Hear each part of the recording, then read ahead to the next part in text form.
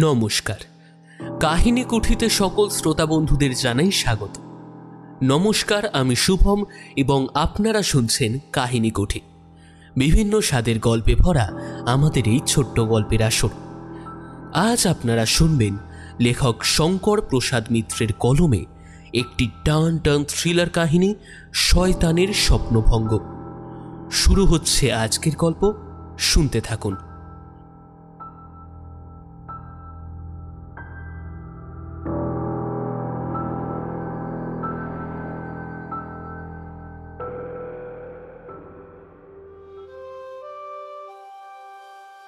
আমার কথা মতো উৎপল পাল চা বাগান নেওয়াই মনস্থির করল। আমাকে দায়িত্ব দেওয়া হলো বাগান সম্পর্কিত যাবতীয় তথ্য জোগাড়ে। পরে যাতে কোনো ঝামেলায় জড়িয়ে পড়তে না হয়, তাই বাগানের সমস্ত কিছু খতিয়ে দেখে তবেই পরবর্তী পদক্ষেপ নেওয়া হবে। সব ঠিক থাকলে 3 মাইল টি প্ল্যান্টেশন নেওয়া একেবারে ফাইনাল। এরপর সামনের রবিবার দেখে শিলিগুড়ি যাওয়ার দিন ঠিক করলাম।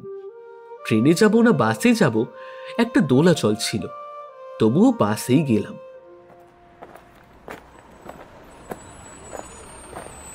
বহরমপুর থেকে রাত 9:30 মা দুর্গা বাসে চেপে বসলাম। মাঝখানে মালদা, রায়গঞ্জ আর ডালখোলায় এত জ্যাম ছিল যে যেখানে ভোর 5টায় পৌঁছানোর কথা, সেখানে সকাল 7টায় কালাগছে পৌঁছালাম। কালাগছ আমার কাকার বাড়ি। এখানে বেশিরভাগ জায়গার নামই গছ দিয়ে শেষ হয়, যেমন দামোদর গছ, ধাদুয়া গছ, গোয়াল গছ, হাপ্তিয়া গছ ইত্যাদি ইত্যাদি। কাকা মানে বাবার মামাতো ভাই, পেশায় অ্যালোপ্যাথি কয়েক ডাক্তার, সঙ্গে অ্যারবসানের কাজও করে, তবে অবৈধভাবে। ছোটবেলায় বাবার বাবা মা দুজনেই মারা যান। তারপর বাবা ওই মামার বাড়িতেই মানুষ হন। বাবার মামার বাড়ি ছিল বাংলাদেশের 8ম নিশায়। জীবনে একবারই গিয়েছিলাম বাংলাদেশে বাবার ওই মামার বাড়িতে, বাবার হাত ধরেই যাওয়া। আমি তখন ক্লাস 5-এ উঠলাম। কিন্তু পরে আমার এই কাকা ভারতে আসে এবং কালাগছে স্থায়ীভাবে বসবাস করে। কালাগছ শিলিগুড়ি থেকে 50 কিলোমিটার আগে। আমার গন্তব্য কালাগছের পরেই 3 মাইল। তো আমি কাকার বাড়ি নেমে ফ্রেশ হয়ে নিলাম। শিলিগুড়িতে কোনো কাজে আসলে আমি বরাবরই কাকার এখানেই উঠি, আর আমার এই ভানু কাকার মাধ্যমেই 3 মাইল টি প্ল্যান্টেশনের বিক্রির খোঁজ পাওয়া। প্রায় 400 বিঘার ওপর বাগান। বাগানের এক প্রান্তে চা ফ্যাক্টরি। প্রায় 300 কর্মচারীর পরিবার এই বাগানের ওপরেই নির্ভরশীল। বাজারে কোম্পানির সুনাম আছে। মালিকের বাড়ি আসামের বঙ্গাইগাঁও। কোনো এক অজ্ঞাত কারণে মালিক শ্রীমন্ত বরদলুই বাগান বিক্রির সিদ্ধান্ত নিয়েছে। কাকার কথা মতো পালকে রাজি করিয়েছি বাগান নেওয়ার ব্যাপারটা। বহরমপুরে পালেদের পরিবার বেশ বনেদি বলেই খ্যাত। অর্থনৈতিক দিক থেকেও সবল। নিজে একটা কলেজ চালায়, পাল মেমোরিয়াল কলেজ বলে, শিক্ষা জগতের সবাই চেনে, যেখানে বিএ, বিএসসি থেকে বিএড তৎসহ বিবিএ এবং এমবিএও পড়ানো হয়। আগামীতে নার্সিং পড়ানোর অ্যাফিলিয়েশনের অপেক্ষায় আছে। এখানেও উৎপল পালকে রাজি করিয়েছি চা চাষের ব্যবসায় নামার জন্য।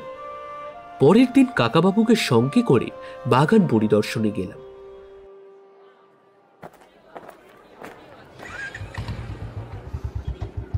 কালাগছ থেকে ন্যাশনাল হাইওয়ের ডান দিকের রাস্তা ধরে আমরা এগিয়ে চললাম।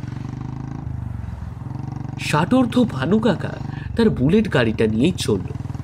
ফটফট আওয়াজ তুলে গাড়ি এগিয়ে চলেছে।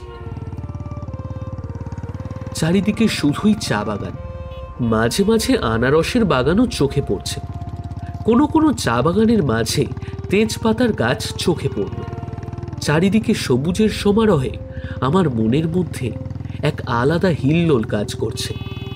যতই এগিয়ে চলেছি শুধুই বাগান আর বাগান। সবুজের মাঝ থেকে স্নিগ্ধ বাতাসে মাথার চুল এলোমেলো হয়ে উঠছে। গায়ে নির্মল অক্সিজেন সমৃদ্ধ বাতাস লেগে নিজেকে তরতাজা লাগছে। গোয়াবাড়ি দাসপাড়া অতিক্রম করে বড় দামোদরপুরে আসলাম। মাঝে মাঝে জনবসতি ছিল না যে তা নয়, তবে খুব ঘন জনবসতিপূর্ণ এলাকা নয়। বেশ ফাঁকা ফাঁকা বাড়িঘর, এবং বেশিরভাগ বাড়ি কাঠ দ্বারা নির্মিত। এলাকায় সব জাতির মানুষই বসবাস করে, তার মধ্যে রাজবংশী জনজাতির সংখ্যাটাই বেশি। এছাড়া কাপালিক বলেও একটা জাতি বাস করে। রাজবংশীদের বেশিরভাগ পুরুষ মহিলারা চা বাগানের ওপরই নির্ভরশীল। কাপালিকরা অন্যান্য কাজ করলেও তন্ত্রমন্ত্র নিয়েই ব্যস্ত থাকে। এলাকার মানুষ কাপালিকদের থেকে একটু দূরে থাকার চেষ্টা করে। গোটা এলাকায় রাজবংশীদের আলাদা একটা দাপট কাজ করে। এলাকার চা ও আনারসের বাগানের বেশিরভাগ কর্মচারী এদের মধ্যে। প্রায় 10 কিলোমিটার রাস্তা অতিক্রম করবার পর 3 মাইল টি প্ল্যান্টেশনে আসা গেল। প্ল্যান্টের ঠিক আগেই তিস্তা নদীর শাখা মন্দার প্রবাহিত হয়ে চলেছে চোপড়ার দিকে, এবং মন্দারের ওপরেই ব্যারেজ নির্মিত হয়েছে, যেখান থেকে ভরা বর্ষায় বিদ্যুৎ উৎপাদন হয়। এখন নদীতে ভরা যৌবন। উত্তর থেকে দক্ষিণে তীব্র স্রোতে জল প্রবাহিত হচ্ছে। নদীতে বাঁধের কারণে জলের গর্জন অনেক দূর থেকেই শোনা যাচ্ছে। ব্যারেজের ওপর এসে কাকাকে থামতে বললাম। গাড়ি থেকে নেমে ব্যারেজের গেটগুলো দিয়ে জলের প্রবাহ দেখছিলাম। আমাদের অদূরেই 2-3 জন বছর 30-এর ছেলে দাঁড়িয়েছিল।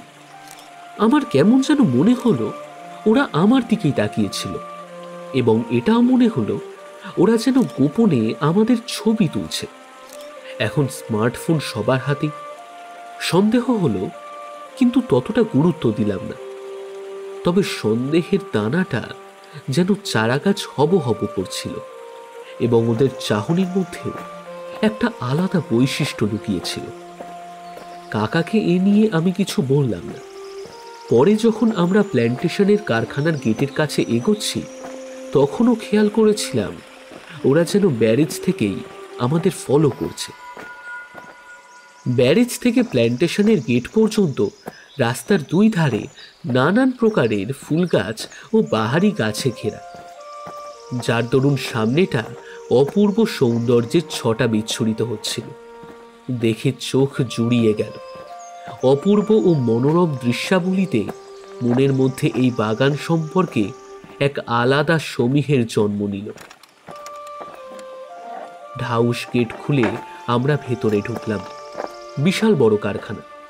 কারখানার ভেতরেও বেশ পরিপাটি করে সাজানো গোছানো, বেশ বাগান বাড়ি টাইপের। কারখানা চত্বরের বাইরে বিশাল এলাকা জুড়ে চা বাগান, সঙ্গে প্রতিটা বাগানের মাঝে সারিবদ্ধভাবে তেজপাতার গাছ। 400 বিঘার ওপর বাগান বলে কথা। যতদূর চোখ যায় ততদূরই 3 মাইল প্ল্যান্টেশনের বাগান চোখে পড়ছিল।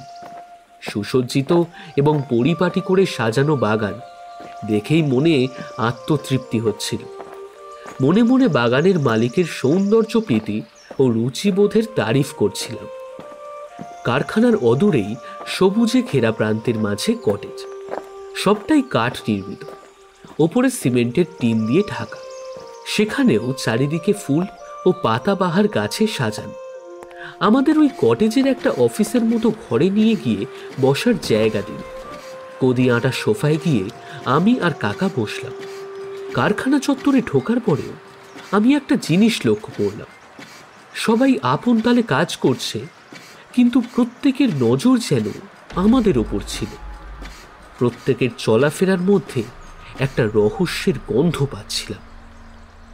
কটেজ ঘরের দোতলা বিল্ডিং থেকে সিঁড়ি বেয়ে মিস্টার শ্রীমন্ত বড়দলুই গটগট করতে করতে নিচে নেমে আসলেন। বয়স 60-এর কোটা এখনো পার হয়নি, কিন্তু শরীরে যে জৌলুস সেটা ঠিকই ধরে রেখেছেন। যেমন লম্বা তেমনই শরীরের গঠন, একদম পেটা শরীর।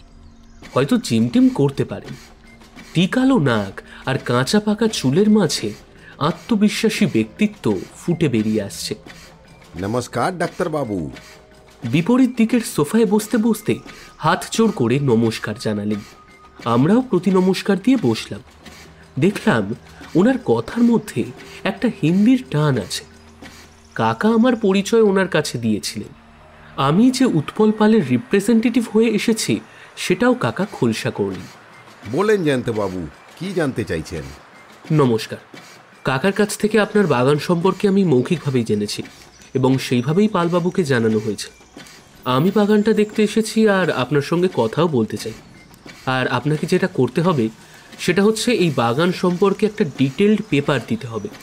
প্রকৃতপক্ষে কতটা ল্যান্ড আছে, কতটা প্ল্যান্টেশন আছে, আর কারখানায় কতজন পার্মানেন্ট, কতজন ক্যাজুয়াল, এছাড়াও কতজন শ্রমিক কাজ করে, পিএফের আন্ডারে কতজন, কারখানায় আর কি কি সম্পদ আছে, ইন ডিটেল কম্পিউটারাইজড একটা পেপার সাবমিট করতে হবে। আর হ্যাঁ, লাস্ট 3 ইয়ার্সের প্রফিট অ্যান্ড লসের একটা হিসাবও সাবমিট করতে হবে। ব্যাস এইটুকু। ওকে ওকে, কোনো ব্যাপার নাই, সব কিছু আপনাকে আমি দিয়ে দেব। এরপর উনি একজনকে ডাকলেন।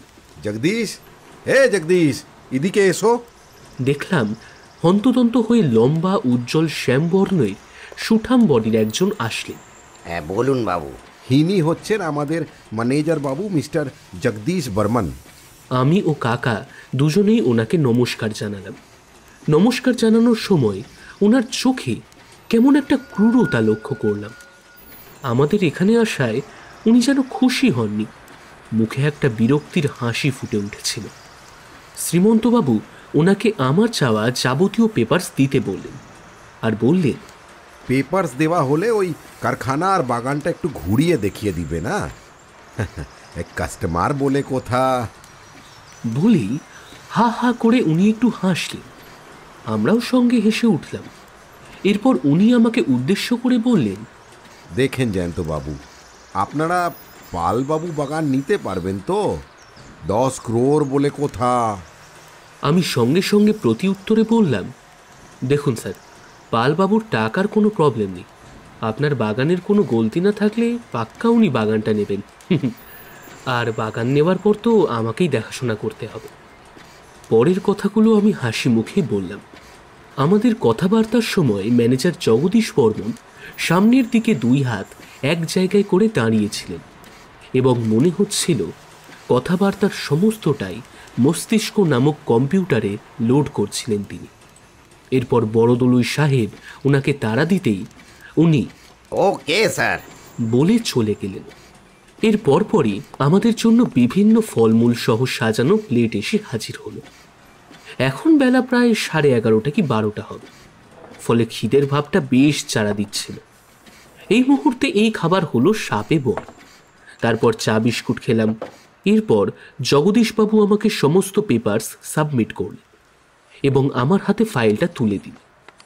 ফাইল হাতে নেবার পর আমি শ্রীমন্তবাবুকে একটা প্রশ্ন করে বসলাম। আচ্ছা স্যার, আপনার সাজানো বাগানটা আপনি বিক্রি করতে চাইছেন কেন? হ্যাঁ, ভালো কথা বলেছেন। আসলে আমার 2 ছেলের একজন হচ্ছে ব্রহ্মপুত্র ভ্যালি কর্পোরেশনের ইঞ্জিনিয়ার, আর ছোট্টটা ইন্ডিয়ান এয়ারলাইন্সের আফসার। ওর ব্যবসা নিয়ে অত ইন্টারেস্টেড নেই। আমাকেও আর চাপ নিতে খুব নিষেধ করছে। এই বাগান বেচে যা টাকা পাবো ওতেই আমাদের দুজনের বেশ বেশ আরামসে চলে যাবে। এই আর কি ব্যাপারটা। তারপর ভগবানের নাম নিয়ে একটু একটু ওই তীরথ করে বেড়াবো, এই হলো আমার আসল ইচ্ছাটা। আর বাকি জীবনটা একটু ফ্রি থাকতে চাই, আর অন্য কোনো ব্যাপার নাই। বলেই আবার সেই হো হো করে নির্মল হাসিটা তিনি হাসলেন। তাহলে জগদীশ বাবু, ওদেরকে একটু বাগানটা ঘুরিয়ে দেখিয়ে দিন। না, আমি তাহলে উঠছি এখন। আচ্ছা, আপনারা দেখে শুনে নিয়ে যা হয় একটু তাড়াতাড়ি করবে না, ওই ঝুলিয়ে রাখবেন না। হ্যাঁ, আবার আসবে না। হ্যাঁ, নমস্কার। বলে উনি ম্যানেজারকে দায়িত্ব দিয়ে ওপরে চলে গেলেন। আমরা ম্যানেজারের সঙ্গে বাগান ও কারখানার মোটামুটি দেখে বেরিয়ে আসলাম। আসার মুখে ম্যানেজার বেশ ব্যঙ্গের সাথে বললেন, দেখে শুনে যাবেন। আমি ওনার কথার মধ্যে একটা ইঙ্গিত খুঁজে পাচ্ছিলাম। ওনার চোখের দিকে একভাবে তাকিয়ে বোঝার চেষ্টা করলাম। এই ফাঁকে মোবাইল নাম্বারটা সেভ করে নিলাম। তারপর চলে আসলাম। কাকার বুলেট ফটফট আওয়াজ তুলে এগিয়ে চলল। ফেরার পথেও দেখলাম ব্যারেজের ওপর ওই 3 জন এখনো আছে এবং আমাদের ফেরার অপেক্ষায় এতক্ষণ দাঁড়িয়েছিলই বলে মনে হচ্ছিল। এরপর একই পথে সবুজের মাঠ পার করে তরতাজা বাতাস খেতে খেতে ফিরে আসলাম কাকার বাড়ি। সেদিন বিকেলেই কাকার সাথে গেলাম সোনাপুর। কাকার হয়তো অ্যাডপশনের কেস ছিল কোনো, ফলে আমাকেও সঙ্গে নিয়ে চলল। সোনাপুর বাংলা এবং বিহারের বর্ডারে বলা চলে। জাতীয় সড়কের বাম দিক দিয়ে গেলেই বিহারের কিষানগঞ্জ জেলার একাংশ পড়ে যায়। রাস্তার ধার ভিতরে এইসব মিলিয়ে সোনাপুর মোটামুটি বড় একটা বাজার এলাকা, তবে বাজারে বিহারের ভাগটাই বেশি।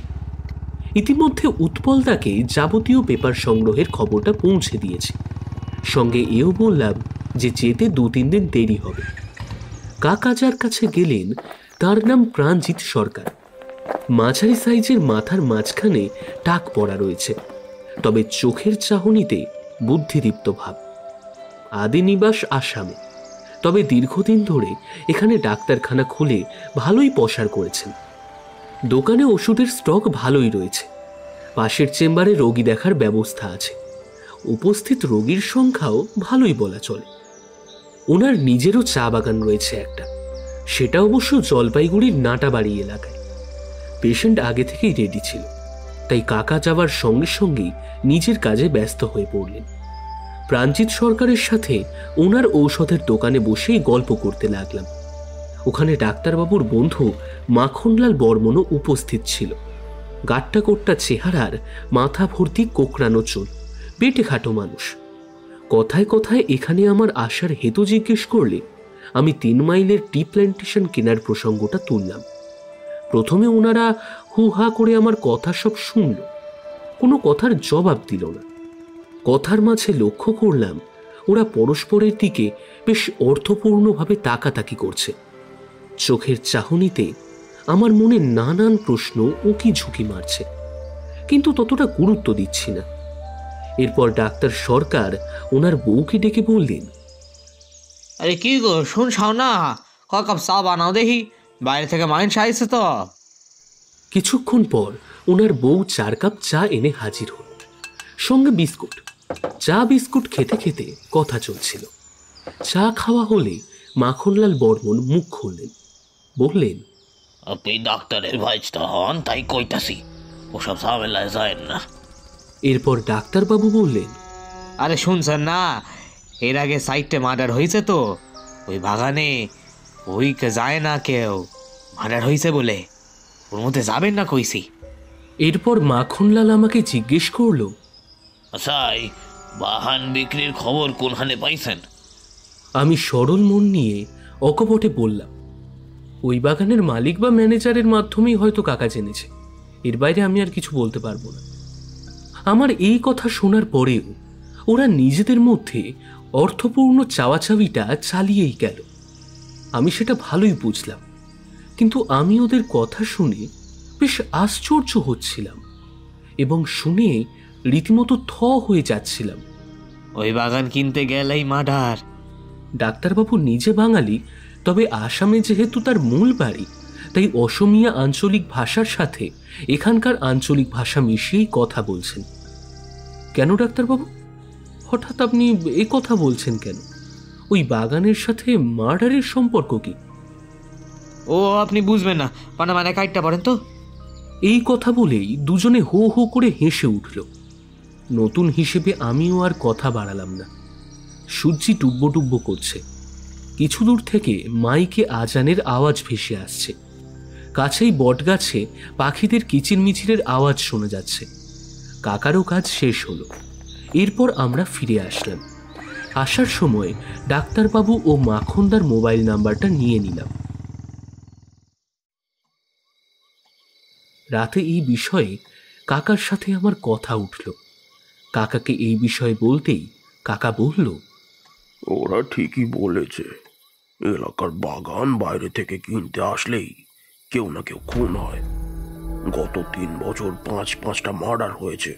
তো খুন কারা করছে তার কি কোনো হদিশ হয়নি? এই 2 দিন হইচই হয়, তারপর যে কার সেই।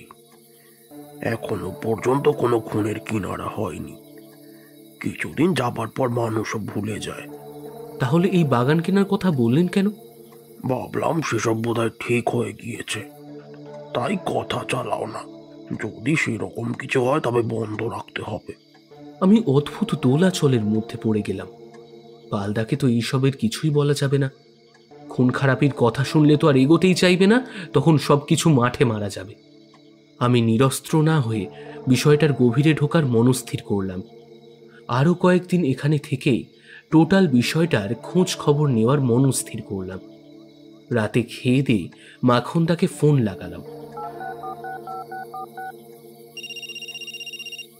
বললাম, হ্যাঁ দাদা, কোথায় আছেন? আগামীকাল সকালে আপনার বাড়িতে যাব। ওই একটু ঘোরার ইচ্ছা হচ্ছে তো, ওই জন্য। বাড়িতে? ভালো তো, আসেন আসেন, খুব ভালো লাগবে। আর শুনে খুশি হলাম, আসেন আসেন। এরপর প্রাণজিৎ ডাক্তারবাবুকে ফোন করলাম। কল সঙ্গে সঙ্গে রিসিভ করলেন। বললাম, ডাক্তারবাবু, তখন তো মন খুলে আপনার সাথে কথাই বলতে পারিনি। রোগীর ভিড় ছিল, ফলে ওই অবস্থায় তো আর কথা বলা যায় না। আমি বলা শেষ করলে সঙ্গে সঙ্গে উনিও বলতে লাগলেন, আরে বাবা, আপনি এসব ঝামেলায় যায়েন না।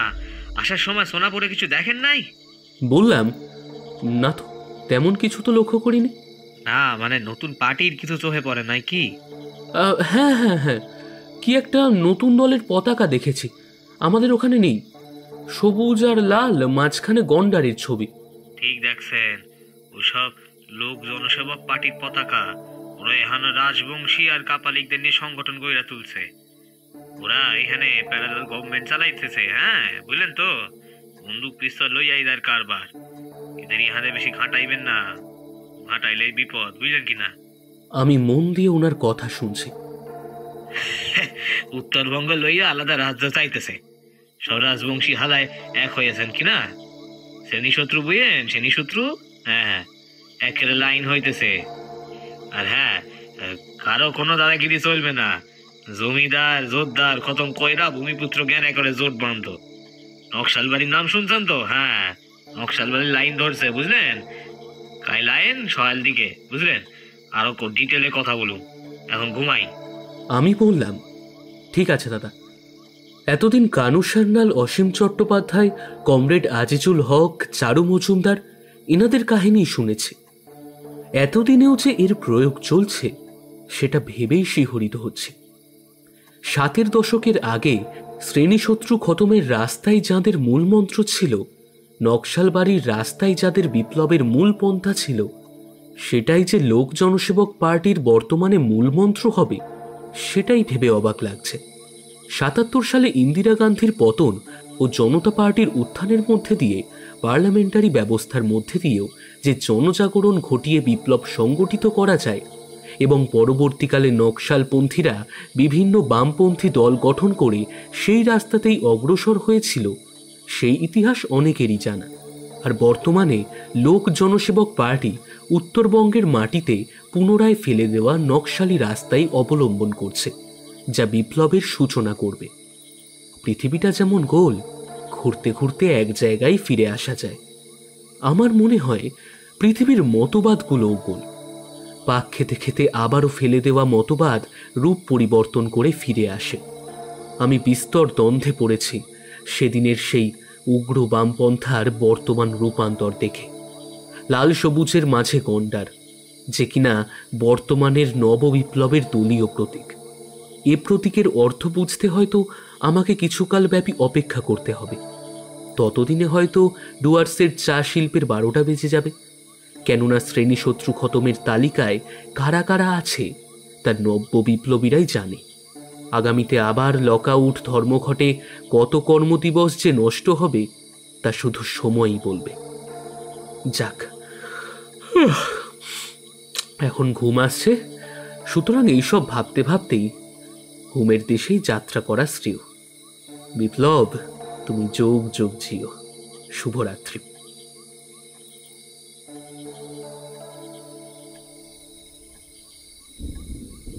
রাতের দিকে আকাশ বেশ মেঘ মেঘ ছিল।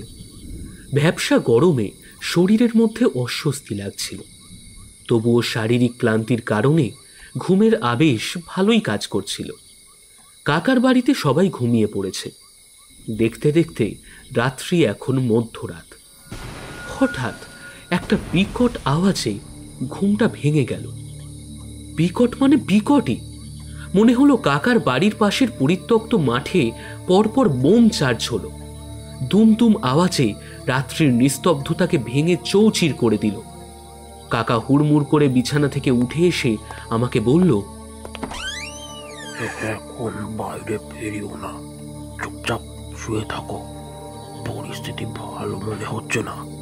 আমার ঘুমের 12টা বেজে গেল। কি ব্যাপার কিছুই বুঝতে পারলাম না। তবে অতীত স্মৃতি উস্কে উঠল। 80-র দশকে আমি কৃষ্ণনগরে দিদির বাড়ি যেতাম।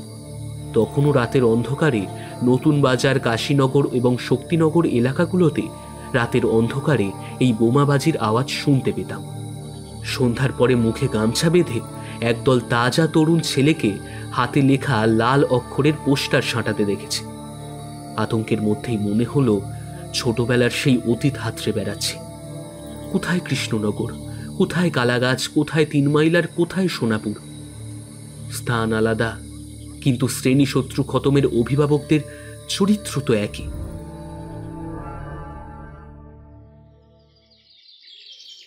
সকালবেলা কাকার বাড়ির পাশে পরিত্যক্ত মাঠেই আবিষ্কার হলো লোক জনসেবক পার্টির পোস্টার। তাতে উল্লেখ আছে, এই বাগানের মালিকদের সাবধান করে দিবি, একেবারে একদম যা বলছি চুপচাপ মন দিয়ে শোন, আর নয়তো একেবারে রক্তের অক্ষরে লিখে দেবো তাদের নাম। বিধবার শাড়ি কিন্তু ঠিক সময় পৌঁছে যাবে তার বাড়িতে। লোক জনসেবক পার্টি জিন্দাবাদ জিন্দাবাদ, লোক জনসেবক পার্টি জিন্দাবাদ জিন্দাবাদ। এই সব ঘটনায় কাকা কাকিমা ঘাবড়ে গিয়েছিল। আসলে এতদিন দেখে অভ্যস্ত হলেও বাড়ির দোরগোড়ায় এমন ঘটনা তো আগে ঘটেনি। ফলে ওদের ভেতরে একটা দুশ্চিন্তার ছাপ ফুটে উঠেছে। সকাল 8টায় কালাগছ বাজারে গিয়ে চায়ের দোকানে বসলাম। কাকার বাড়ি আসলে ওই দোকানেই চা সিগারেট খাই। ওরা আমায় ডাক্তারের ভাজতা হিসেবেই চেনে। চায়ের দোকানে বসে শুনলাম একটা চর্চা হচ্ছে। দাদা, শুনেছেন খবরটা? গত রাত থেকেই নাকি কোন এক বাগানের ম্যানেজার নিখোঁজ। তার কোনো হদিসই পাওয়া যাচ্ছে না। কিছু কি জানেন কোন বাগানের? আমি শুধু এই খবরটাই পেয়েছি, কিন্তু খোলসা করে তো কিছুই বুঝলাম না যে কোন বাগানের ম্যানেজারের কথা বলছে। কেউ আবার এই বিষয়টা নিয়ে চর্চাও করতে চাইছে না। পরে আমাদের বাগানের এক কাকার কাছে শুনলাম, আমাদের এই 3 মাইল টি প্ল্যান্টেশনের যে ম্যানেজার আছেন না, জগদীশ বাবু, উনি নিখোঁজ। এই ঘটনার পর কাকা ও কাকিমা আমাকে কালাগছ ছেড়ে বাড়িতে ফেরার জন্য পরামর্শ দিল। আমার জিজ্ঞাসু মন এই ব্যাপারে সায় দিল না। আমি ওনাদের বোঝালাম যে আমি আরও 2-4 দিন এখানেই থেকে যেতে চাই, ব্যাপারটা কতদূর গড়ায় তা দেখার জন্য। আমার অনুসন্ধিৎসু মন এই মুহূর্তে এই জায়গা ছাড়ার সায় দিচ্ছে না। কাকা গতকালের পর থেকে আমাকে নিয়ে কিছু রহস্যের গন্ধ পেতে শুরু করেছে, যার ফলে ওখান থেকে চলে আসার জন্য বলছি। তবে আমার থেকে যাওয়ার ইচ্ছা আছে বুঝতে পেরে খুব পীড়াপিড়িও করেনি। দুপুর 12টার দিকে খবরটা ছড়িয়ে পড়ল, মিস্টার জগদীশবাবু খুন হয়েছে। কারখানা থেকে একটু দূরেই মন্দার নদীর পাড়েই জঙ্গলে লাশ পড়ে আছে। খবর যখন ছড়ায় তখন বাতাসের আগে আগে দৌড়ায়। মুহূর্তের মধ্যে এ খবর গোটা এলাকায় চাউর হয়ে পড়েছে। উত্তরবঙ্গের নিউজ মিডিয়াগুলো খবর সংগ্রহে ঝাঁপিয়ে পড়েছে। ঘণ্টাখানেকের মধ্যে বিভিন্ন চ্যানেলে এই খবর সম্প্রচারিত হতে শুরু করল। লোক জনসেবক পার্টি হ্যান্ডবিলের মধ্যে দিয়ে এই খুনের দায় স্বীকার করে নিয়েছে। আমি চায়ের দোকানেই ছিলাম। ওখানে বসে থাকতে থাকতেই প্রাণজিৎ সরকারের ফোন আসলো। আরে শুনছেন নাকি ওই বাগানে ম্যানেজার ভোগে গেছেন? কইছিলাম আপনাকে, বুঝছেন এবার? হ্যাঁ, ভালো কইতাছি, মানে কাইটটা পড়ে। কিছুক্ষণ পর আমি ওখান থেকে উঠে বাড়ির দিকে রওনা দিলাম। আস্তে আস্তে বাগান মালিক শ্রীমন্ত বাবুকে ফোন লাগালাম। ফোন রিসিভ করেই আমি কে বলছি, কোথা থেকে বলছি এসব না জেনেই প্রচন্ড উত্তেজিত হয়ে বলতে লাগলো, আপনারা কেন বারবার বিরক্ত করছেন? হ্যাঁ, আমি তো বলেইছি বাগান আমি লিজে দিব না। আমি পারি একবারে বিক্রি করব, আর নয়তো নিজে করব, কিন্তু লিজ ফিজ ওসব আমার দ্বারা হবে না। আর শুনুন, আমাকে আর বিরক্ত করবেন না প্লিজ। বলেই ফোন কেটে দিল। মালিকের কথায় যেন অসহায়তার ভাব ফুটে উঠেছে। উনি যেন ফেড আপ হয়ে পড়েছেন। এত দৃঢ়চেতা মানুষও যেন কোনো এক অশুভ শক্তির দাপটে ভেঙে টুকরো টুকরো হয়ে পড়েছেন, কিন্তু তবু ভাঙছেন না। ফোন কে করেছেন না করেছেন সেসব না বুঝেই উনি গড় গড় করে বলে গেলেন। ভেতর থেকে কতটা বিরক্ত হলে এটা হয় বুঝতে পারলাম। আমি একটু হলেও বুঝলাম 3 মাইল টি প্ল্যান্টেশন লিজ নেওয়ার জন্য কোনো একটা গ্রুপ সক্রিয় হয়েছে, কিন্তু মালিকও নাছোড়বান্দা, অর্থাৎ ওই গোষ্ঠীর মালিকের কাছে ডাল গলছে না। সমস্ত বিষয়গুলো আমার মাথায় চক্কর খাচ্ছে। এক অন্যায় চক্র গোটা এলাকায় ছড়ি ঘোরাচ্ছে এবং সেই চক্রের সক্রিয়তায় ডুয়ার্সের তরতাজা অক্সিজেনের মাঝেও বিষাক্ত কার্বন ডাই অক্সাইডের প্রাদুর্ভাব বেড়েই চলেছে। এলাকার খেটে খাওয়া মানুষ ও শান্তিপ্রিয় জনগণ এইসব অযাচিত ঘটনায় ভীত এবং সন্ত্রস্ত। সমস্ত ঘটনায় আমার মনের মধ্যে একটা খটকার সৃষ্টি করছিল। আমি এর আগে বেশ কয়েকবার এখানে এসেছি। ইসলামপুর থেকে শিলিগুড়ি পর্যন্ত অনেকবার ঘোরাঘুরি করেছি, কিন্তু লোক জনসেবক পার্টি নিয়ে ডাক্তারবাবুরা যতটা হইচই করছে, এতদিনেও কিন্তু আমি এই পার্টির প্রভাব প্রতিপত্তি বুঝতে পারিনি। আমার মনে আলাদা আগ্রহের সূচনা হল। মনে হলো বিষয়টা নিয়ে গোয়েন্দাগিরি করি। মনে নানান প্রশ্ন ঘুরপাক খাচ্ছে।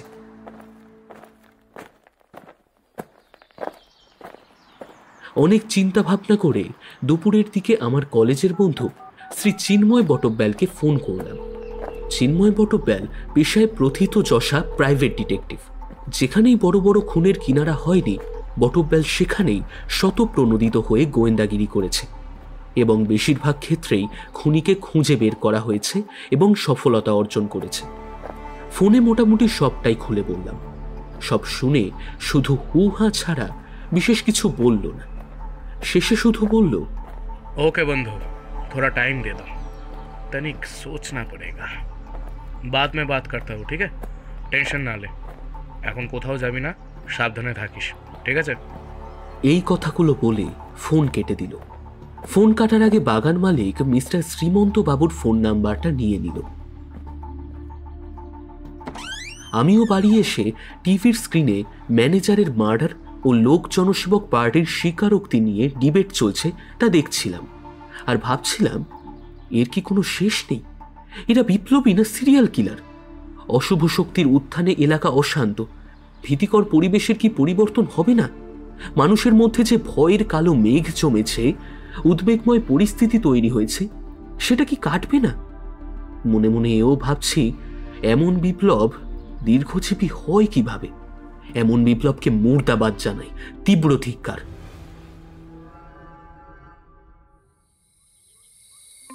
সন্ধ্যার সময় চিন্ময়ের ফোন আসলো। বালুরঘাট থেকে ও অলরেডি শিলিগুড়ির অভিমুখে রওনা হয়েছে। ভোরেই পৌঁছে যাবে, সরাসরি বিধাননগর যাবে। ওখানে পৌঁছে আবার ফোন করবে। সকাল 10টার মধ্যে আমার ব্যাগ প্যাট্রা সহ চলে যেতে হবে। ওর সাথে বিধাননগরের কোনো একটা হোটেলে একসাথে থাকতে হবে। হোটেলের ব্যবস্থা বিধাননগরের কেউ একটা করে রাখবে। বিধাননগরে স্টে করার পেছনের কারণটা হচ্ছে অকুস্থল এবং 3 মাইলের টি প্ল্যান্টেশন বিধাননগর থানার অন্তর্গত। ফলে পুলিশের সহযোগিতা নিয়ে রহস্যের তদন্ত করতে সুবিধা হবে। শেষে এটাও বলল, আমার আসার কথা কাউকে বলিস না, পরিস্থিতি পরিবর্তন হয়ে যেতে পারে, কেমন? এরপর দিনের বাকি সময়গুলোতে কোথাও বেরোলাম না, ঘরেই কাটালাম। মাঝে বিকেলের দিকে এক ঝলক সিগারেট ও চা খাবার জন্য সকালের চায়ের দোকানে গিয়েছিলাম। চায়ের দোকানে চা খেয়ে সিগারেট ধরালাম। ধোঁয়া ছাড়তে ছাড়তে জাতীয় সড়ক দিয়ে গাড়ি চলাচল দেখছি। ওই সময়ই দেখলাম চায়ের দোকান থেকে একটু দূরেই সেদিনের সেই ব্যারেজে দাঁড়িয়ে থাকা ছেলেগুলো দাঁড়িয়ে আছে। শুধু দাঁড়িয়ে নেই, ফাঁকে ফাঁকে আমাকে ফলো করছে। আজকের ম্যানেজার খুনের পর ও গতরাতে কাকার বাড়ির পাশের মাঠে বোম চার্জ হওয়ার পর আমি বেশ সাবধানতা অবলম্বন করছি। এই ফাঁকে আমি একটা কাজ করলাম, আমার স্মার্টফোনে ছেলেগুলোর ছবি আপলোড করতে লাগলাম। ছবি তোলার সময় ওরা যেন বুঝতে না পারে, তাই ততটা সাবধানতা অবলম্বন করি। একটু পরে কাকা তার বুলেট গাড়িতে ভটভট করে কোথা থেকে এসে আমার কাছে দাঁড়িয়ে বাড়িতে যাওয়ার জন্য ডাকল। আমি এই সুযোগ কাজে লাগিয়ে কাকার সাথেই বাড়ি ফিরলাম।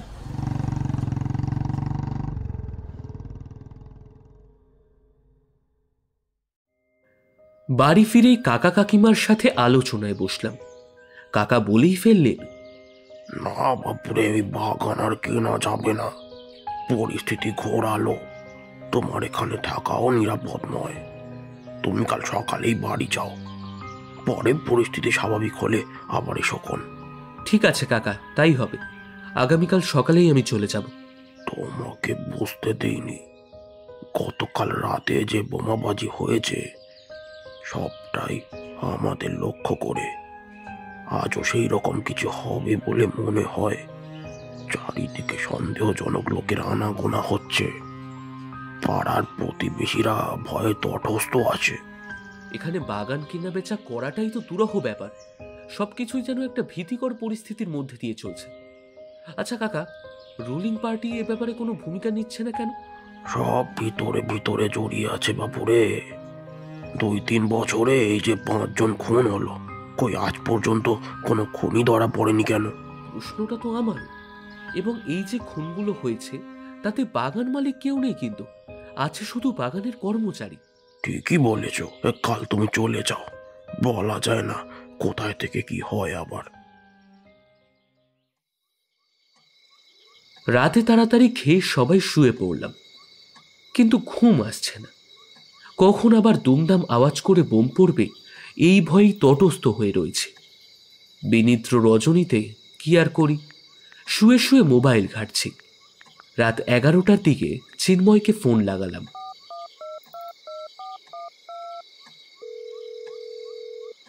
ও এতক্ষণে রায়গঞ্জ পার হয়ে গেছে। খাবারের জন্য এখন গাড়ি হোটেলে স্টে করেছে। খেতে খেতে এসে বলল, কাল সকাল সকাল চলে আয়, মনে হয় 7টার মধ্যেই পৌঁছে যাব। হোটেল বুক হয়ে গেছে, বিধাননগর ব্যাংকের পাশে হোটেল পাইনঅ্যাপল, রুম নাম্বার 201। বিধাননগরকে এমনিতেই ক্যাপিটাল অফ দ্য পাইনঅ্যাপল বলা হয়। এখান থেকেই আশেপাশের রাজ্যগুলোতে আনারস রপ্তানি হয়। সুতরাং জায়গার কর্মের সাথে হোটেলের নামটা বেশ সাজস্য। রাতে কোনো রকম আওয়াজ টাওয়াজ হয়নি। ভোরের দিকে কখন যে ঘুমিয়ে পড়েছিলাম বুঝতে পারিনি। সকাল 7টায় চিন্ময়ের ফোনে ঘুম ভাঙল। ও ফোন করে জানিয়ে দিল, পৌঁছে গেলাম, তুই চলে আয়। সকালে তড়িঘড়ি বেরিয়ে গেলাম। আমি যে বিধাননগর থাকবো সেই কথা কাকাকে বললাম না। 9টার পূর্বেই হোটেল পাইনঅ্যাপেলে পৌঁছে গেলাম।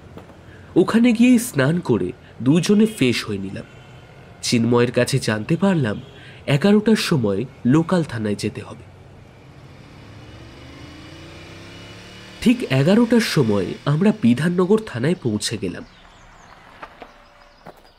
চারিদিকে তাকিয়ে দেখলাম থানা চত্বরে এক মনোরম পরিবেশ কাজ করছে। চারিদিকে সবুজের সমারোহ, নানান ফিরিস্তির পাতাবাহার গাছ ও ফুল গাছে ভর্তি। একটা সাইডে ছোট্ট মতো শিশু পার্ক করা আছে, তার পাশে কালী মন্দির। মন্দিরের দুই পাশে কদম গাছ, যাতে অজস্র ছোট ছোট পাখি কিচিরমিচির করছে। কি পাখি তা বলতে পারবো না, তবে থানার এই মনোরম পরিবেশ আমাকে আপ্লুত করল। থানার বড়বাবু মিস্টার স্বরূপ বিশ্বাস আগে থেকেই ওনার চেম্বারে ছিলেন। গেটের সেন্ট্রিকে বলতেই সেন্ট্রি গিয়ে বড়বাবুকে বললেন এবং বাইরে বেরিয়ে ভিতরে যাওয়ার ইঙ্গিত করলেন। আরে আসুন চিন্ময় বাবু, অনেকদিন পর দেখা। রাস্তায় কোনো অসুবিধা হয়নি তো? রাস্তায় যা জ্যাম, প্রচুর সময় লেগে যায়। দেখলাম চিন্ময়ের সাথে স্বরূপবাবু পূর্ব পরিচিত। চিন্ময় আমাকে বড়বাবুর সাথে ইন্ট্রোডিউস করিয়ে দিল। কলেজের সহপাঠী এবং বন্ধু। কলেজের বন্ধুদের মধ্যে আমাদের এখনো অটুট বন্ধন রয়েছে। যে কোনো জায়গায় পরিচয় করবার সময় আমার একটু লজ্জা লাগে, কারণ সবাই আপন আপন পেশায় দিগ্গজ। আমি নিজে এখনো পর্যন্ত অনামী এক লেখকে পরিণত হয়ে আছি, প্রতিষ্ঠা লাভ করতে পারিনি। তবে অনামী লেখক হলেও লেখার কারণেই আমি সব জায়গায় একটু হলেও সমীহ পাই। একটা কথা কিন্তু সবারই জানা আছে, pen is mightier than sword. এই কারণেই হয়তো ভালো সম্পর্কের খাতিরে চিন্ময়ের সাথে সৌরভবাবুর গল্প বেশ ভালোই জমে উঠেছিল। আমিও মাঝে মাঝে ওদের সাথে তাল দিচ্ছিল। গল্প চলতে চলতেই ডিম টোস্ট, পাউরুটি ও চা চলে আসলো। আমাদের জলখাবার খাওয়া শেষ হলো। ডেড বডি দেখার জন্য উঠলাম। ওদের কথা শুনে মনে হলো চিন্ময় আসার আগেই বড়বাবুর সাথে প্রাথমিক আলোচনা সেরেই রেখেছিল। আমরা বড়বাবুর গাড়িতেই মর্গে চললাম। আমিও পিছে পিছে চলেছি এক নতুন অভিজ্ঞতা অর্জনের লক্ষ্যে। ডেড বডির সুরতহাল হয়ে গেছে। চিন্ময়ের অনুরোধেই বডি এখনো পরিবারের হাতে হস্তান্তরিত হয়নি। পোস্টমর্টম রিপোর্ট থেকে পরিষ্কার হয়ে গেছে যে শ্বাসরোধ করা হয়েছে। চিন্ময় ও আমি যেটা দেখলাম, মুখের দুপাশে আঘাতের চিহ্ন, ফলে মুখ ফুলে বিকৃত হয়ে গেছে এবং মুখ সহ শরীরের বেশিরভাগ অংশে জমাট বাঁধা কালো রক্তের ছাপ। ডেড বডি দেখে ওই গাড়িতেই আমরা অকুস্থল দেখার জন্য রওনা দিলাম। এলাকার পরিস্থিতি বর্তমানে ভালো না, সেটা বুঝেই বড়বাবু আমাদের আলাদা করে ছাড়তে চায়নি। সঙ্গে একজন অফিসার ও ফোর্স দিলেন। 3 মাইল টি প্ল্যান্টেশনে যাওয়ার সময় চিন্ময়ের খুব ভালো লাগছিল কারণ একে তো চারিদিকে চা আর আনারসের বাগানের সবুজত্ব, রং বেরঙের নানান কিসমের পাখিদের ওড়াউড়ি ও কলকাকুলিতে আপ্লুত হয়ে পড়েছিল। আমরা যেন কোনো গুরুত্বপূর্ণ কাজে যাচ্ছি না, এসেছি যেন ট্যুর করতে। ওপরই পাওনা ফাঁকা মাঠের নির্মল বাতাস। কিন্তু যে প্রশ্নটা আমার মধ্যেও কাজ করছিল, চিন্ময়ের মধ্যেও দেখলাম সেটাই কাজ করছে। প্রশ্নটা হচ্ছে, এতটা স্বর্গীয় পরিবেশ বিষাক্ত হয় কি করে? মানুষের লোভ লালসা স্বর্গীয় মনোরম পরিবেশকেও বিষাক্ত করে তোলে। অষ্টবসু মুনিরা যেমন স্বর্গকে কলুষিত করেছিল, তেমনভাবেই এই এলাকাকেও লোক জনসেবক পার্টির শ্রেণীশত্রু খতমের কারিগররাও পরিবেশকে দিনের পর দিন বিষাক্ত করে তুলেছে। অষ্টবসুরা তো মা গঙ্গার দ্বারা উদ্ধার হয়েছিল, কিন্তু এখানকার বিষাক্তের কারিগররা কার দ্বারা উদ্ধার হবে? অকুস্থল মন্দার নদীর ধারে, কারখানা থেকে 8 কিলোমিটার দূর হবে। চারিদিকে জংলি গাছপালায় ভর্তি। অকুস্থলের জংলি গাছেরা মাটিতে শুয়ে আছে। ওদের ওপরে মই ডলা করে ডলার চিহ্ন বর্তমান। চরম অত্যাচারে অত্যাচারিত। চিন্ময় চারিদিকে কোনো ক্লু পাওয়া যায় কিনা তাই খুঁজতে ব্যস্ত। জঙ্গলের মাঝে লাঠি দিয়ে গাছ সরিয়ে কিছু খোঁজার চেষ্টা করছে। আমিও বসে নেই, আমিও ওর সঙ্গে আতিপাতি করে খুঁজছি। একটা জলজ্যান্ত মানুষকে এই জঙ্গলের অন্তরালে দলাই মালাই করে পর্যদুস্ত করে শ্বাসরোধ করে হত্যা করা হয়েছে। বাঁচার অদম্য ইচ্ছেতে শেষ লড়াই করেছে, তা এখানকার জঙ্গলি গাছেদের লুটোপুটিতে স্পষ্টই প্রতীয়মান।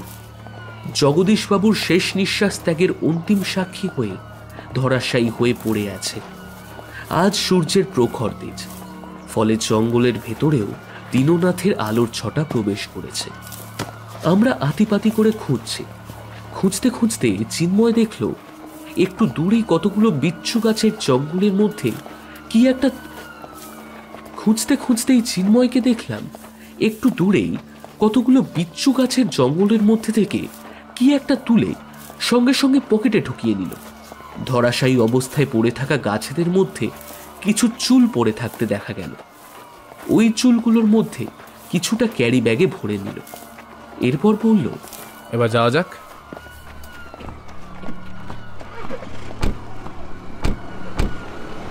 ওখান থেকে বেরিয়ে কারখানায় যেতে বলল। গাড়ি ওইদিকে চলতে লাগলো। একদিকে যেমন সবুজের সমারোহ, অন্যদিকে একটা জিনিস খেয়াল করলাম, চারিদিকে জনমানবহীন শ্মশানের নীরবতা চলছে।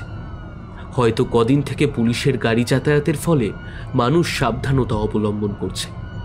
তার মধ্যেও দূর থেকে যেন আবছাভাবে বাউল ফকিরের গানের কলি ভেসে আসছে। হয়তো দূরে মন্দারের বুকে জেলেরা মাছ ধরছে।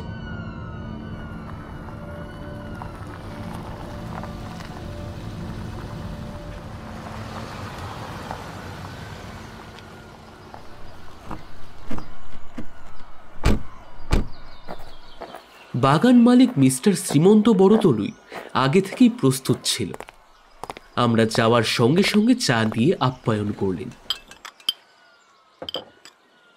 চিন্ময় বেশি ভনিতা না করে সরাসরি মালিকের সঙ্গে প্রশ্নোত্তর পর্ব সেরে ঘটনার দিন বিকেলে শিফটে যারা কাজ করছিল তাদের ডাকতে বললেন। মালিকের সাথে চিন্ময়ের কথাবার্তাতেই বুঝলাম আগে থেকেই মোবাইলে অনেক আলোচনা সেরে নিয়েছে। গেটম্যানকে ডাকলে উনি আসার সঙ্গে সঙ্গেই হাউমাউ করে কাঁদতে লাগলেন। কাঁদতে কাঁদতে বললেন, বাবু, আমি এ ব্যাপারে কিছুই জানি না বাবু। আমি গরিব মানুষ, আমাকে এইসব ব্যাপারে জড়াবেন না বাবু। আমি ছাপোষা লোক, আমাকে জড়ালে আমার ছেলে পুলে না খেয়ে মরে যাবে বাবু। আরে ঠিক আছে ঠিক আছে, তুমি চুপ করো। কিছু জিজ্ঞাসা আছে, সেগুলোর যথাযথ উত্তর দাও। শেষ কখন তুমি জগদীশ বাবুকে দেখেছিলে? কখন উনি কারখানার বাইরে যান? যাওয়ার সময় হাতে কি কিছু ছিল? উনি যাওয়ার সময় বাইরে কারা কারা ছিল? ইত্যাদি প্রশ্ন চিন্ময় তার দিকে ছুঁড়ে দিল।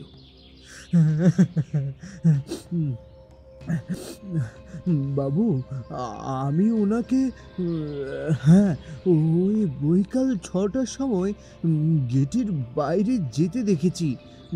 যাবার সময় ওনার হাতে কিছু ছিল না, মোটর সাইকেলে করে বেরিয়ে গিয়েছিলেন। ওই সময় কারখানার সামনে নাইট গার্ড সুজয় বর্মন ছিল, কিন্তু ও তো সন্ধ্যার সময় কারখানায় ঢুকে যায়, আর বের হননি। ম্যানেজার বের হওয়ার পর আবার কখন কারখানায় ঢুকেছেন? না বাবু, উনি আর ঢোকেননি। উনি তো কারখানার কটেজেই থাকতেন।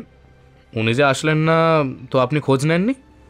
আগে না বাবু, খোঁজ নিইনি, কারণ আমি ভেবেছি হয়তো কোনো কাজেই গিয়েছেন, রাত্রে আসবেন না। এরকম তো আগেও অনেক দিন আসেননি।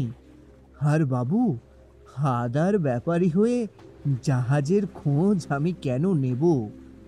আমি তো সামান্য গেটম্যান। আচ্ছা, ওনার কি কোনো শত্রু ছিল বলে তোমার জানা ছিল? আগে না বাবু, আমার কই সেরকম কথা জানা নেই। হ্যাঁ, তবে কর্মচারীদের সঙ্গে কাজের ব্যাপারে টুকটাক হতো আর কি। ও তো বাগান চালাতে গেলে হবেই বাবু। কারখানার আরো দু একজনের সঙ্গে কথা বলে মিস্টার বরদলুইকে বললেন, আপনার সঙ্গে এবার একটু একান্তে কথা বলবো। এই কথা বলার পর সবাইকে ইশারা করে চলে যেতে বললেন। শুধুমাত্র সঙ্গে অফিসার ও আমি থাকলাম। বলছি মিস্টার শ্রীমান্তবাবু, আপনার ম্যানেজারের কি কোনো শত্রু ছিল? আই মিন, কারোর সাথে বিরোধ টিরোধ কি কিছু ছিল? না না চিন্ময় বাবু, আমি যতটুকু জানি উনার না কোনো শত্রু ছিল না, আর কারোর সাথে না আমি বিরোধিতাও করতে দেখিনি। তবে কারোর পার্সোনাল ম্যাটার তো আমার জানার কথা না। আচ্ছা মিস্টার শ্রীমান্তবাবু, এর আগের দুটো মার্ডার তো একইভাবে হয়েছিল। কেন শুধু শুধু বেছে বেছে আপনার কারখানার স্টাফদের খুন হতে হচ্ছে? দেখেন চিন্ময় বাবু, আমিও এ ব্যাপারে বেশ চিন্তায় আছি। তবে আগের খুনের কিনারাও পুলিশ করতে কিন্তু পারল না এখনো। জগদীশ বাবুদের ক্ষেত্রেও খুনিদের খোঁজা যাবে বলে তো আমার কিছু লাগছে না। এরপর চিন্ময় একটা মোক্ষম প্রশ্ন মালিককে ছুঁড়ে দিল। আমি খোঁজ নিয়ে জেনেছি এই খুনের পিছনে আপনারই হাত আছে। এই কথা শোনার পর মালিক লাফ দিয়ে সোজা হয়ে সোফা ছেড়ে উঠে পড়লেন। অত্যাধিক রাগের সাথে গড়গড় করে বললেন, কি সব আজে বাজে বকছেন? হ্যাঁ, আমি কেন খুন করতে যাব আমার বাগানের ওই স্টাফটাকে? আরে কুল কুল মিস্টার শ্রীমান্তবাবু, কুল, কিছু মনে করবেন না। তদন্তের স্বার্থে কিছু অপ্রীতিকর প্রশ্ন জিজ্ঞাসা করতে হচ্ছে আমাকে। এরপর আপনাকে আরও প্রশ্নের মুখোমুখি হতে হবে, কিন্তু therefore cool down your head please. শ্রীমন্তবাবুর মধ্যে ঠান্ডা হওয়ার কোনো ভাব লক্ষ্য করা গেল না, বরং উনি এবার আমার দিকে আঙুল দেখিয়ে বললেন, যদি বলি আপনার সঙ্গে ওই জয়ন্তবাবু খুন করিয়েছেন, হ্যাঁ, উনি এখান থেকে আসবার পরদিনই তো খুনটা হয়ে গেল। আপনারা উনাকেই জিজ্ঞেস করুন জগদীশ বাবুকে কে বা কারা খুনটা করেছে। শ্রীমন্তবাবুর এই কথা বলার পর ঘরের মধ্যে নিস্তব্ধতা নেমে আসলো। আমি একসঙ্গেই হতবাক ও বিমূঢ় হয়ে গেলাম, কিন্তু কাউকে কিছু বুঝতে না দিয়ে হো হো করে হেসে উঠলাম। বাকিরা আমার দিকে তাকিয়ে সন্দেহের দৃষ্টি নিক্ষেপ করল। চিন্ময়ও কিছু বাদ গেল না। আমার হাসি দেখে শ্রীমন্তবাবু বললেন, হাসবেন না জয়ন্তবাবু, আমি যেটা বলেছি সেটা একবার গভীরভাবে ভেবে দেখবেন। এর আগে আপনার মতোই যারা বাগান কেনার ব্যাপারে এসেছিল না, আর তারপরে একইভাবে আমাদের ওই স্টাফদের খুন হতে হয়েছিল। এর বেশি আমি কিচ্ছু বলবে না। এরপর উনি ধীরে ধীরে আবার সোফায় বসলেন, বসে আবার বলতে লাগলেন, আমি প্রতিবার পুলিশের কাছে রিপোর্ট দর্জ করেছি, লেকিন পুলিশ কোনো ক্ষেত্রেই কোনো কিচ্ছু করতে পারলো না। হ্যাঁ, কেন বলতে পারেন? এরপর আর কথা না বাড়িয়ে তদন্তে সহযোগিতা করার জন্য ধন্যবাদ জানিয়ে আমরা বেরিয়ে আসলাম। আসার সময় চিন্ময় আবারও বলল, চলি শ্রীমন্তবাবু, আশা করি এরপরে প্রয়োজন হলে আবারও হেল্প করবেন আপনি। হ্যাঁ হ্যাঁ, কেন করবো না? যখনই হেল্প চাইবেন সব সময় পাবেন। এরপর চিন্ময়ের গন্তব্য হোটেল।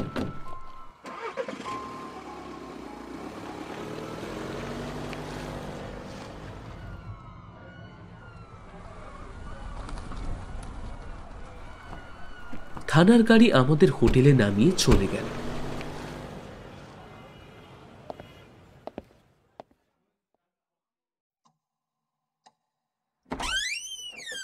হোটেলে ঢুকে ফ্রেশ হয়ে নিলাম।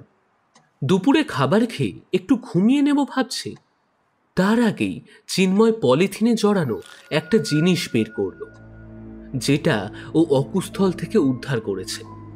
ক্লু হিসেবে কাজে লাগতে পারে বলেই তার অনুমান, কারণ গোয়েন্দাদের একটা পরিচিত ভাষা আছে যে যত বড়ই অপরাধী হোক না কেন, অকুস্থলে কিছু না কিছু প্রমাণ সে ছেড়েই যায়, সেটা নিজের সজ্ঞানে হোক কিংবা অজ্ঞানে। সেই জন্য গোয়েন্দা এবং পুলিশ যতটা পারে সন্দেহমূলক প্রতিটা জিনিস সযত্নে তুলে নিয়ে আসে এবং ফরেনসিক ল্যাবের মাধ্যমে পরীক্ষা নিরীক্ষা করে দেখে। যদি কোনো সূত্র খুঁজে পাওয়া যায় অপরাধীকে সহজে খুঁজে পাওয়ার জন্য। এখন চিন্ময় যে জিনিসটা আমার সামনে বের করলো, সেটা দেখেই আমার খুব চেনা মনে হচ্ছিল যেন জিনিসটা কোথাও দেখেছি, এবং আমার সন্দেহও হলো। কিন্তু চিন্ময়কে কিছু খুলে বললাম না, শুধু বললাম, চিন্ময় শোন, বিকেলে এক জায়গায় যেতে হবে এবং পুলিশ ছাড়াই, আমার এক পরিচিত মানুষের বাড়িতে। তদন্তের কাজে ওদের স্টেটমেন্ট কাজে লাগতে পারে, নতুন কোনো ক্লু হয়তো পেলেও পেতে পারিস। চিন্ময় এক কথায় রাজি হয়ে গেল, বলল, আরে চল না, কোথায় নিয়ে যাবি, যাবোক্ষণ আমি, চল। তারপর হেয়ালি করে বলল, খ্যাপা খুঁজে ফেরে পরশ পাথর, পেলেও পেতে পারি ছাই গাদায় কোনো আকর। বলেই হো হো করে হাসতে লাগে। এরপর যে কথাটা আমি বেমালুম ভুলে গিয়েছিলাম, ওই মালিকের কথাটা, সেটাই চিন্ময় মনের গভীরে গেঁথে নিয়ে বয়ে বেড়াচ্ছে। ফলস্বরূপ আমার কাছে প্রশ্ন হয়ে ফিরে আসলো, আচ্ছা জয়ন্ত, শ্রীমন্তবাবু তোকে টার্গেট করলো কেন, এবং অকপটে? আমি ওর মুখে গোয়েন্দাগিরির সন্দেহের অভিব্যক্তিটা আমার ক্ষেত্রেও দেখতে পেলাম। তবুও কিছু মনে না করেই বললাম, হয়তো উনি ঠিকই আছেন। এই বলার ক্ষেত্রে আমি কোনো ভুল দেখছি না। সত্যি তো, আমি ওই বাগান কেনার কথাবার্তা বলতে যাওয়ার পরেই ম্যানেজার খুন হলো, আর আগের খুনগুলোও তো একই সূত্রে হয়েছে বলে মনে হচ্ছে। অর্থাৎ 3 মাইল টি প্ল্যান্টেশন বিক্রির কথা উঠলেই খুনিরা ঘুম থেকে জেগে উঠছে এবং অলরেডি কোনো না কোনো কর্মচারীকে খুন হতে হচ্ছে। ফলে বাগান বিক্রির ব্যাপার উঠলেই ওই বাগানের কর্মচারীদের মধ্যে এক অজানা আতঙ্ক কাজ করে। তারা সন্ত্রস্ত থাকে এবং আবার কার যাবার সময় হলো এই ভেবেই তারা ভয়ে মরে। শুয়ে শুয়ে চিন্ময়কে একটা রেকর্ড শোনালাম। ম্যানেজারের খুনের দিন যখন মালিককে আমি ফোন করেছিলাম, সেই রেকর্ডটার কথা। ওখানে আমার ছিল শুধু হ্যালো বলা, বাকি কথার সমস্তটাই শ্রীমন্ত বাবুর। সেখানে বাগান লিজ দেওয়ার ব্যাপারে যে অনিচ্ছার বক্তব্য তিনি ব্যক্ত করেছিলেন, তার সবটাই রেকর্ডিং করা ছিল। চিন্ময় সবটা শুনে কোনো কথা বলল না, শুধু এইটুকু বলল, এই ব্যাপার, তাহলে তো আরেকটা ক্লু পাওয়া গেল রে। তাহলে শ্রীমন্তবাবুর কাছে হয়তো আরেকবার যেতে হতে পারে। ঠিক আছে, চল, বিকেলের তো ডাক্তারবাবুর কাছ থেকে ঘুরে আসি। এত করে বলছিস যখন।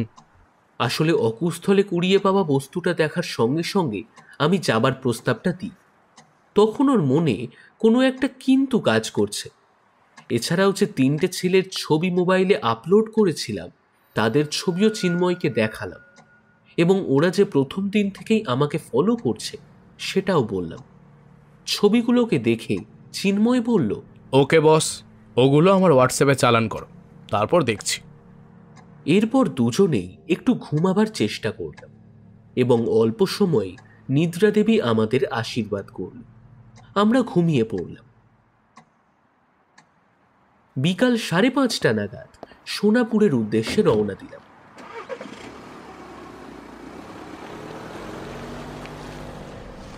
ছটার মধ্যে ডাক্তারবাবুর চেম্বারে পৌঁছে গেলাম। গিয়ে দেখি ডাক্তারবাবু সহ ওনার বন্ধু মাখনদা বসে গল্প করছেন। আমাদের দেখে একটু হকচকিয়ে গেলেন, বিশেষ করে চিন্ময়কে দেখে ও আমাকেও। কেননা চিন্ময় নতুন এবং আমারও ম্যানেজারের খুন হওয়ার পর এখানে থাকার কথা নয়, কিন্তু আমি এখনো বহাল তবিয়তে এখানে আছি এবং ঘুরে বেড়াচ্ছি। আমার কাছে ব্যাপারটা নগণ্য হতে পারে, কেননা তদন্তের টিমের সঙ্গে আমিও ছিলাম, এই খবরটা এদের কাছে আছে। চিন্ময়ের ব্যাপারটা খোলসা করার জন্যই আমি বললাম, ইনি আমার বন্ধু, শিলিগুড়িতে কাজে এসেছে। তো আমি বললাম, এদিকে যখন আসছি তখন আপনার সঙ্গে দেখা করিয়ে যাই। এরপর ওরা নমস্কার করলেন, বললেন, ভালো করেছেন, বয়েন বয়েন। সঙ্গে বউকে বলল চা আনতে। আমি ডাক্তারবাবু এবং মাখনদাকে কথার ফাঁকে ভালো করে পরখ করছি, সাথে চিন্ময়। চিন্ময় নিজেকে গোয়েন্দা না বলে বিজনেসম্যান বলে পরিচয় দিল। তাতে আমার সুবিধাই হলো। কথার ফাঁকে চিন্ময় বলল, আপনাদের এখানে পরিবেশ খুবই ভালো, সত্যি বলতে খুবই ভালো লাগছে।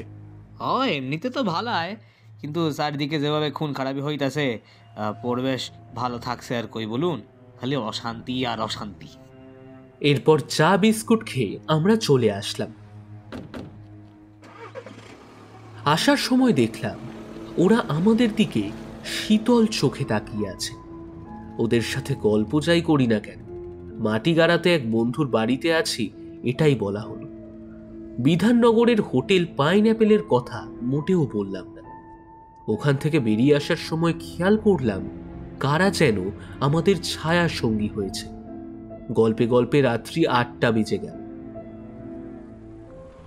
আমরা সোজা গিয়ে বিধাননগর থানায় ঢুকলাম। বড়বাবু একটু বাইরে ছিল, মিনিট 15-র মধ্যেই চলে আসলো।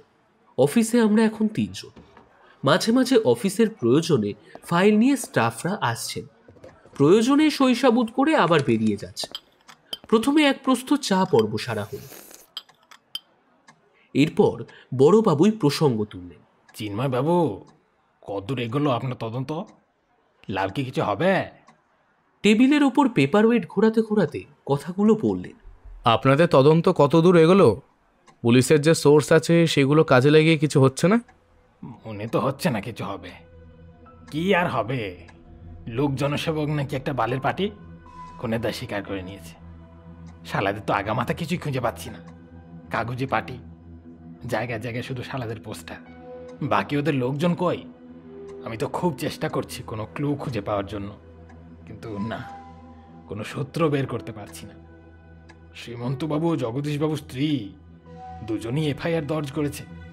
একটা মামলা করা হয়েছে নির্দিষ্ট আসামি ছাড়াই।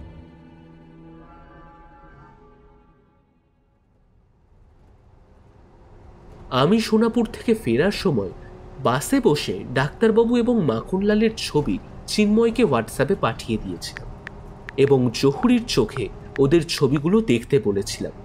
এবং ঘটনার দিন শ্রীমন্তবাবুকে ফোন করলে বাগান লিজের ব্যাপারে যে কথাগুলো বলেছিলেন সেই রেকর্ডিংটাও ওর হোয়াটসঅ্যাপে দিয়ে দিলাম, যদি তদন্তের ক্ষেত্রে কোনো কাজে লাগে।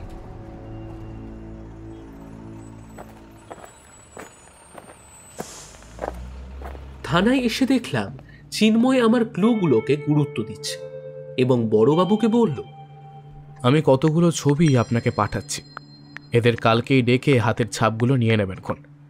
এবং ওই ছবিগুলো এবং সঙ্গে যেটা দিচ্ছি সেটারও ফরেন্সিক রিপোর্ট সংগ্রহ করুন। সঙ্গে চুলের স্যাম্পেলগুলোরও ফরেন্সিক রিপোর্ট সংগ্রহ করুন, কাজে লাগবে পরে। বলে বড়বাবুর হোয়াটসঅ্যাপে ছবিগুলো চালান করে দিল এবং আগামীকাল একবার 3 মাইল টি প্ল্যান্টেশনের মালিককে থানায় ডাকতে বলল। থানা থেকে ফেরার পর চিন্ময় আমাকে বাড়ি ফিরে যেতে বলল। সেই মোতাবেক রাতের বাসেই আমি বহরমপুরের অভিমুখে রওনা দিলাম। আমাকে ফিরে আসতে বলাতে আমি কোনো উচ্চবাচ্য করিনি, কারণ তদন্তের স্বার্থে আমি থাকলে কোনো অসুবিধা হতে পারে এই ভেবেই হয়তো আমাকে চলে আসতে বলল।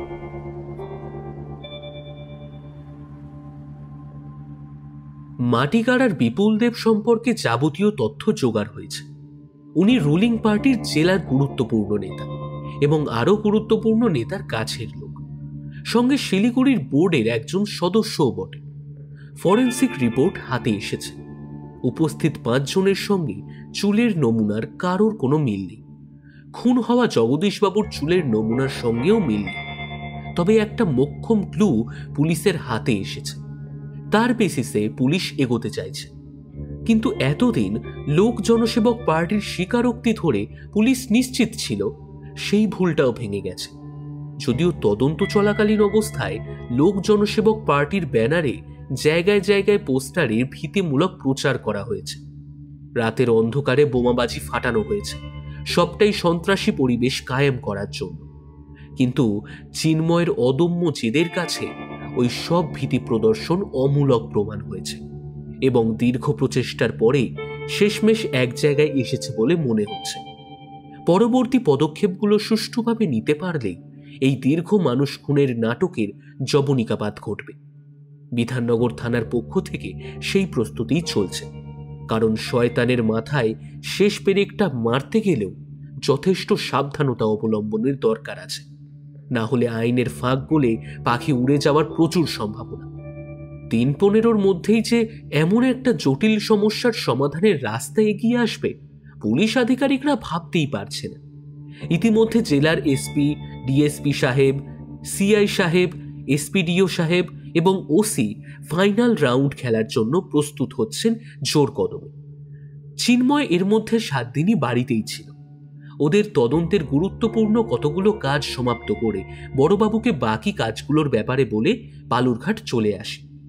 ওসি স্বরূপ বিশ্বাসের ফোন পেয়ে গতকাল রাতে বিধাননগর পৌঁছায়। ম্যানেজার খুনের আজ 15তম দিন।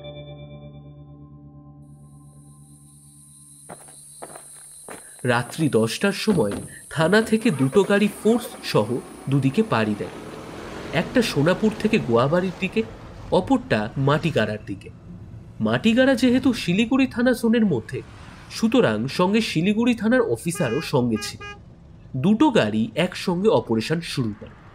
রাত্রি 11টার সময় গোয়াবাড়ি থেকে ঘুমন্ত অবস্থায় মাখনলালকে এবং মাটিগাড়া থেকে বিপুল দেবকে পুলিশ তুলে নেয় এবং সোজা ওদের ইসলামপুর থানায় হাজির করে। যদিও সাধারণ পোশাকে পুলিশ ওদের তুলে নিয়ে আসে, তবু লোকাল থানায় সাময়িক ঝুট ঝামেলা এড়াতে ইসলামপুর থানাকে সেফটি হিসেবে বেছে নেয়। ইসলামপুর থানার ওসি, এসডিপি ও নিরঞ্জন রায়, সিআই সাহেব এবং চিন্ময়ও উপস্থিত আছেন।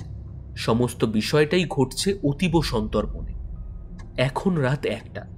বড়বাবুর ঘরে মাখনলালকে প্রথমে নিয়ে আসা হলো। নিরঞ্জন বাবু মাখনকে সামনে বসিয়ে প্রশ্ন ছুঁড়ে দিল। বলো মাখনলাল, লালে লাল, জগদীশ বাবুকে কে খুন করেছে? মাখনলালের মধ্যে এখনো পর্যন্ত কোনো ভীতির লক্ষণ দেখা যায়নি। বেশ সাহসিকতার সঙ্গে সে বলছে, আরে আমি কি করে কব কে খুন করছে?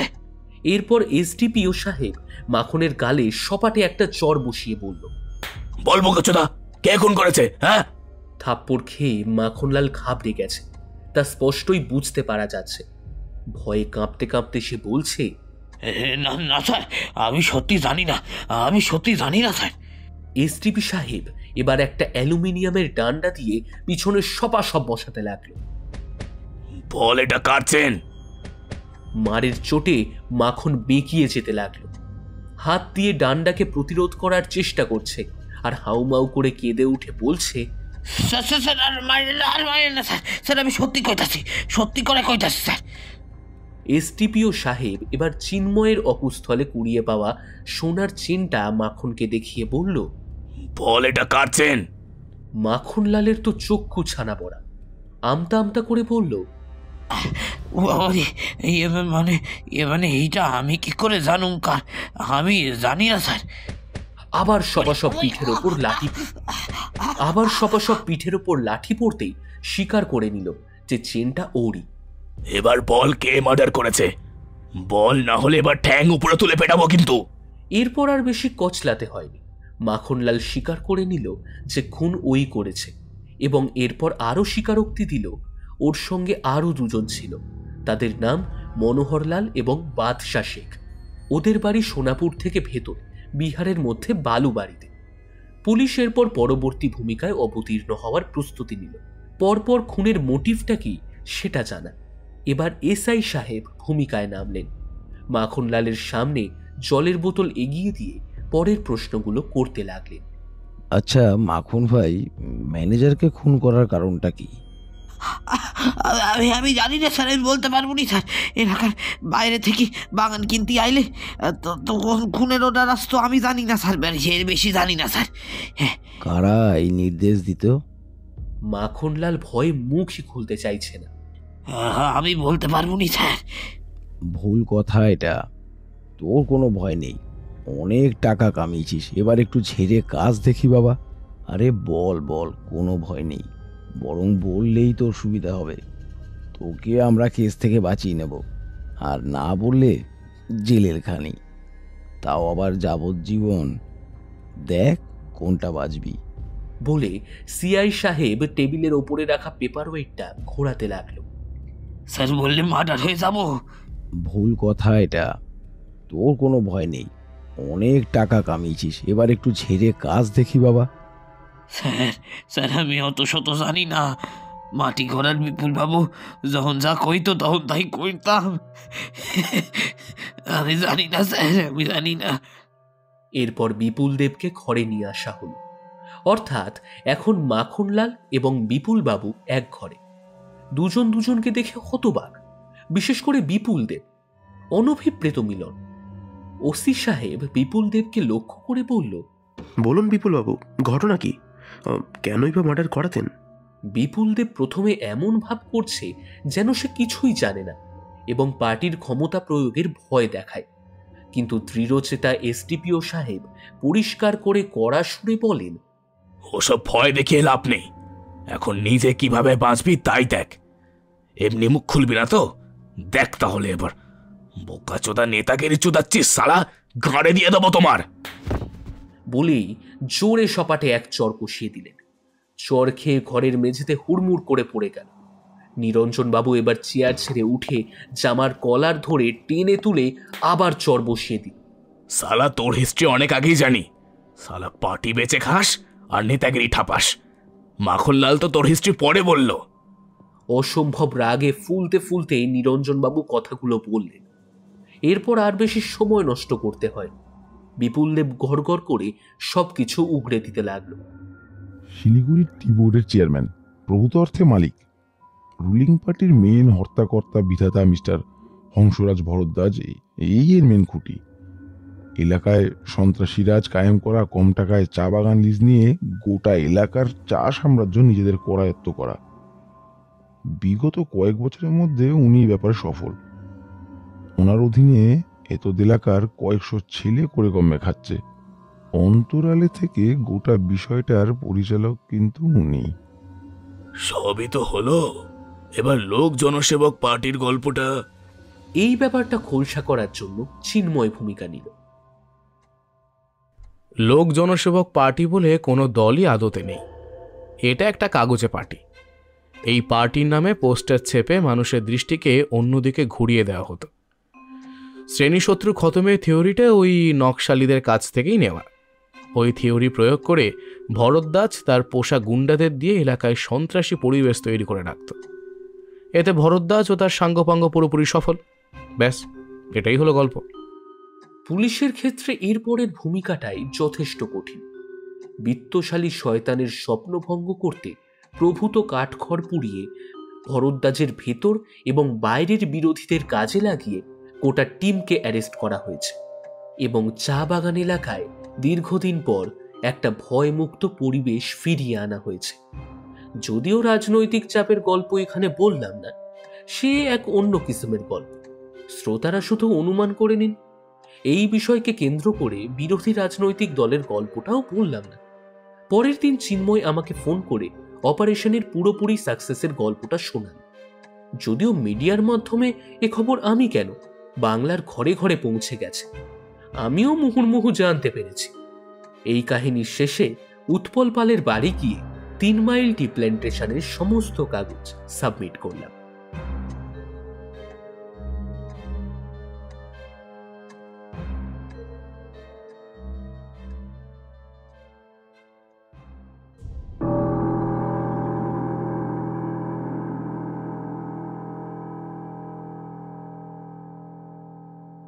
শেষ হল শয়তানের স্বপ্নভঙ্গ।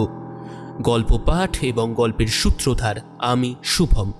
বিভিন্ন চরিত্রের সায়ন, দীপ্তিমান, সৌমিক, অভিক, বিশ্বদীপ, মানব, তমাল এবং অভিষেক।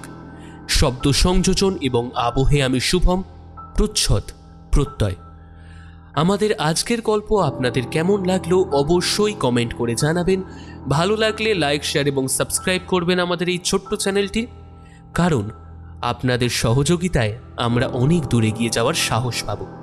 বেশ, তাহলে আজকের মতো চলি, ফিরছি পরের উপস্থাপনা নিয়ে খুব শীঘ্রই। নমস্কার।